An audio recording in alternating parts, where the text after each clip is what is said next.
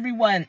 Excuse me. Thank you so much for tuning in. Last night's live, what would you tell your younger self? Oh my goodness, I had such a good time. Thank you for those of you that came into the live and was in the chat and was talking back and forth. I appreciate the things that you shared, the conversations that we had.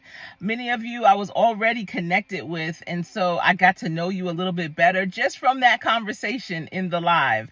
And for those of you who came back and watched the replay, I appreciate you so much. Thank you.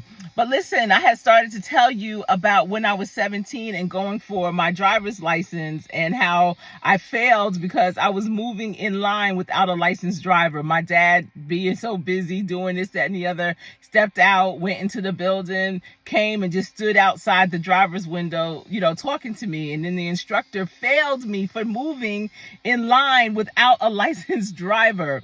And y'all, I was so mad. And I don't think I finished what that story meant to me, the lessons that I learned from that, because I had to go inside and reschedule, and the next time for me to be able to take my driver's license was 2 weeks later. Now, that day was my 17th birthday. That was going to be the only gift I wanted, was my driver's license, but I didn't get it. So my dad drove back with me. I drove like a wild child and we drove in silence. And he knew, like, oh my goodness, I really messed up. He was like, damn, like Florida Evans. And I was so upset. And so, I'm thinking when I go back for my driver's test that someone else in the family was going to take me. I mean, I had brothers that had their license. My mother had her license. I had uncles, aunts, other people in our circle definitely could have taken me. But my father said, I may have fallen, but I'm going to get back up. I don't care. This is my daughter. I want to be here for her for this. And he took me, and I was really surprised that it was him. And I passed. And so that taught me, no matter what happens, don't give up. You got to get back up and do it again.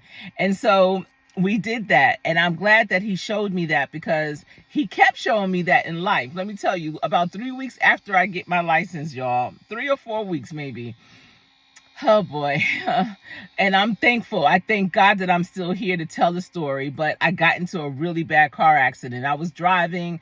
It was 2 of my best friends in the car with me, and we were driving down this highway, got into an accident. I remember exactly what we were doing. We was listening to the Beastie Boys. We just left the movie theater where everyone and their mama was, it was a Friday night. And I actually hit my neighbor. He lived across the street. We grew up together. We were the same age. And the only saving grace in terms of his mother really suing my parents bad was that he didn't even have his license. He wasn't getting his license until that Monday, but he already had a car. And so, it was terrible. And I remember coming home and it was late. We had all our friends with us.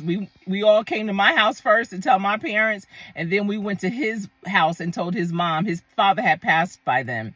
And our parents didn't really get bent out of shape. We didn't get in trouble. We were surprised. But they handled it.